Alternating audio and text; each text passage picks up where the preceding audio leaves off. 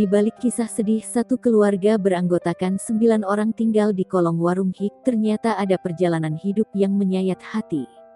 Ini dialami Cahyo Yulianto, 52, dan Wiwin Haryati, 48, sebelum akhirnya berjualan Hik di depan SMPN 3 Kartasura, Jalan Raya Solo Semarang, Kecamatan Kartasura, Kabupaten Sukoharjo. Sekana kesedihannya bertubi-tubi, terbaru seminggu lalu Wiwin diusir lantaran tidak mampu membayar uang sewa kos yang sudah menunggak selama beberapa bulan. Terpaksa Wiwin harus menempatkan 8 anaknya di kolong warung Hik miliknya yang sudah ada sejak 6 tahun ini. Ternyata Wiwin juga menyimpan kisah yang tak mengenakan hatinya. Dea, 21, anak kelima Wiwin bercerita bahwa dulu ayah dan ibunya pernah memiliki warung bebek goreng di Gondang Klaten sekitar tahun 2010.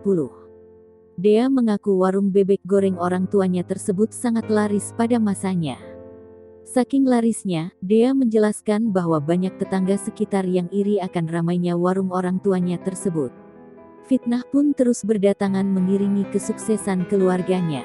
Hingga pada akhirnya orang tua Dea tidak sanggup menerima fitnahan tetangga-tetangganya dan memutuskan untuk pindah.